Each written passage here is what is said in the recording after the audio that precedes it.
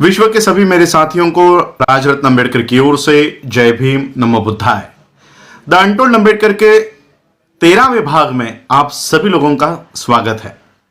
Doctor बाबा साहब अंबेडकर जी ने भारत का ही नहीं बल्कि विश्व का सर्वोत्तम ऐसा संविधान भारत को निर्माण करके दिया। लेकिन आज भी भारत के सवर्ण जो है, ब्राह्मण जो है, ये भारत के संविधान को नहीं मानते। 26 जनवरी 1950 को लागू हुआ यह संविधान दूसरे ही दिन दिल्ली में जलाया गया। 2018 में हम लोगों ने देखा कि भारत के ब्राह्मणों ने संविधान को जलाया। आखिर क्यों भारत के ब्राह्मण भारत के संविधान को नहीं मानना चाहते? मैं आपको भारत के संविधान का आर्टिकल 13 आप लोगों को दिखाना चाहता हूं। क्यों भारत का ब्राह्मण भारत के संविधान को नहीं मानना चाहता? आर्टिकल 13 में डॉक्टर बाबा साहब अंबेडकर लिखते हैं, इंग्लिश में मैं ये पढ़ूंगा, उसका अर्थ मैं आपको हिंदी में समझाता हूं। लॉज इनकंसिस्टेंट विथ और in derogation of the fundamental rights. Article 13, all laws in force in the territory of India immediately before the commencement of this constitution, insofar as they are inconsistent with the provision of this part, shall to the extent of such inconsistency be void। बाबा साहब Ambedkar article 13 Bharat के संविधान के article 13 में लिखते हैं कि यह संविधान लागू होने से पहले, भारत का संविधान लागू होने से पहले भारत में जितने भी कानून हैं, जितने भी प्रथाएं हैं, जितने भी इस देश के भूमि के ऊपर प्रथाएं लागू है, मैं आज से उसको शून्य घोषित करता हूं। 2500 सालों की मनुस्मृति डॉक्टर बाबा साहब अंबेडकर जी ने इस आर्टिकल के माध्यम से, इस संविधान के माध्यम से हमेशा हमेशा के लिए भारत के भूमि से उसको हटा दिया, मिटा दिया। और यही नहीं, आगे चलकर बाबा साहब और कंटिन्यू करते हैं इस आर्टिकल को। Article 13 subsection 2, the state shall not make any laws which takes away or abridges the rights conferred by this part, and any law made in contravention of this clause shall to the extent of the contravention be void। आगे बाबा साहब और लिखते हैं कि हमारे मूलभूत अधिकारों को छीनने वाले कानून भारत की कोई भी सरकार कितनी भी बहुमत में आए, कितने भी राज्यसभा में, कितने भी लोकसभा में, संसद में भारी बहुमत से भी अगर वो वहां पर जाकर बैठ जाते हैं तो भी वो हमारे मूलभूत अधिकार को कोई नहीं हटा सकता, कोई नहीं मिटा सकता। एक आर्टिकल में बाबा साहब मनुस्मृति को हमेशा हमेशा के लिए भारत से निकाल देते हैं, और दूसरे आर्टिकल में बाबा साहब लिखते हैं कि कितने भी संख्या में तुम लोग आ जाओ, फिर भी इस देश में मनुस्मृति को वापस नहीं ला सकते। और इसलिए भारत का ब्राह्मण इस भारत के संविधान का द्वेष करता है, नफरत करता है, क्योंकि बाबा साहब ने हमेशा हमेशा के लिए 2500 सालों से इस देश में अस्तित्व में रही हुई मनुस्मृति को हमेशा के लिए मिटा दिया। मनुस्मृति क्या है?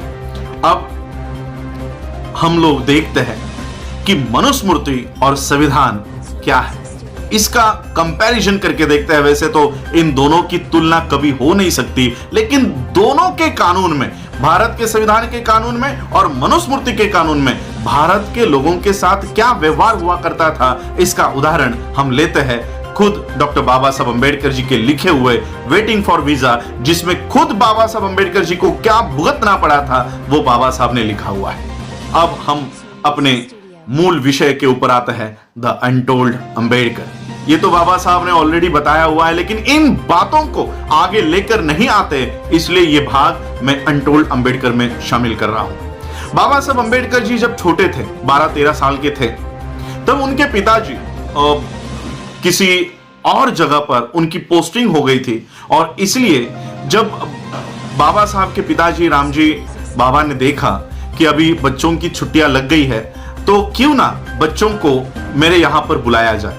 तो बाबा साहब के पिताजी ने बाबा साहब को तार भेजी, घर पर एक टेलीग्राम भेजा कि तुम लोगों की अगर स्कूल की छुट्टियां लग गई है तो मुझे मिलने के लिए आप लोग यहाँ पर 5-10 दिनों के लिए यहीं पर आकर मेरे साथ रहो। ये टेलीग्राम घर पर मिला। रामजी बाबा ने उस टेलीग्राम में लिखा था, उस चिट्ठी में लिखा था कि कौन सी ट्रेन पकड़ के आना है, और जब तुम लोग उस जिस दिन आने के लिए निकलोगे उस दिन मुझे एक टेलीग्राम कर देना कि इस गाड़ी से इस दिन हम लोग आ रहे हैं, ताकि मैं आप लोगों को लेने के लिए स्टेशन पर आ जाऊं। बाबा साहब को ये टेलीग्राम मिला। बाबा साहब ने और बाबा साहब के बहनों के बच्चे, बाबा साहब उस समय 12-13 साल के थे, बाबा साहब जी के जो बहनें थी उनकी शादियां बहुत जल्दी हो गई थी, इसलिए उनके जो बच्चे थे वो भी बाबा साहब से 2-3 साल छोटे थे। तो बाबा साहब और बाबा साहब के बड़े भाई आनंद और बाबा साहब के बहनों के बच्चे, ऐसे 5-6 लोग मिलकर बाबा साहब के पिताजी को मिलने के लिए निकल पड़े। बाबा साहब ने टेलीग्राम कर दिया कि हम इस ट्रेन से उतरने वाले हैं, इस ट्रेन से आने वाले हैं, आप हमको लेने के लिए इस दिन पहुंच जाओ। अब ये टेलीग्राम ही बाबा साहब के पिताजी को मिला नहीं, तो बाबा साहब के पिताजी को पता ही नहीं था कि मेरे बच्चे कौन से ट्रेन से आने वाले हैं और कौन से दिन आने वाले हैं। अब बाबा साहब ट्रेन पकड़ के प्लेटफॉर्म पर आकर उतर गए, सारे बच्चों के साथ उतर गए। सभी ट्रेन में से उतरी हुई भीड़ अपने अपने दिशा में चली गई। बच्चे वैसे ही प्लेटफॉर्म पर अपने पिताजी की राह देख रहे हैं। सभी लोग जाने के बाद स्टेशन मास्टर ने देखा ये बच्चे तो अच्छे घर के लग रहे हैं, अच्छे कपड़े पहने हुए हैं। वो स्टेशन मास्टर इन बच्चों के पास आया और बच्चों को पूछा कि कहां जाना है, किनके बच्चे हो। तो बाबा साहब ने बताया, वो टेलीग्राम बताया कि हम मेजर सूबेदार रामजी अंबेडकर जी के बच्चे हैं और हमको हमारे पिताजी ने बुलाया है।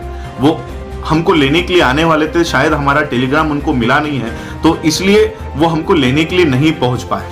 हमको इस पते के ऊपर जाना है, हमें यहां पर छोड़ दीजिए। तो स्टेशन मास्टर ने वहीं पर बगल में एक बैलगाड़ी खड़ी हुई थी, उस बैलगाड़ी वाले को बुलाया और कहा कि देखो ये अच्छे घर के बच्चे हैं, मेजर सूबेदार मेजर के बच्चे हैं, आप एक काम करो, इनको इस पते पर छोड़ कर आओ। तो वो बैलगाड़ी वाले ने सभी बच्चों को बैलगाड़ी में बिठाया।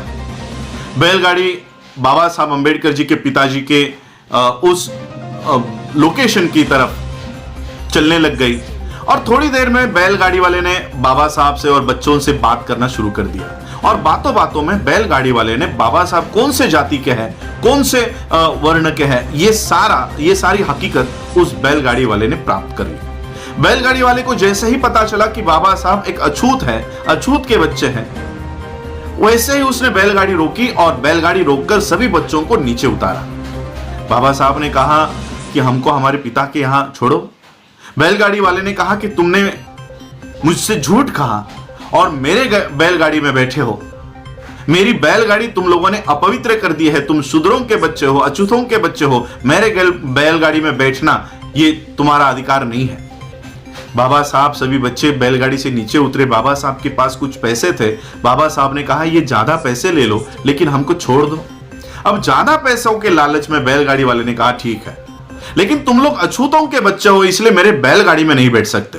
तुम मेरे बैलगाड़ी के पीछे पीछे चलते चलते आओ और जब तुम थक जाओ तब मुझे बता देना, तुमको मैं बैलगाड़ी में बिठा दूंगा और मैं बैलगाड़ी से नीचे उतर के ये बैलगाड़ी आगे लेकर जाऊंगा।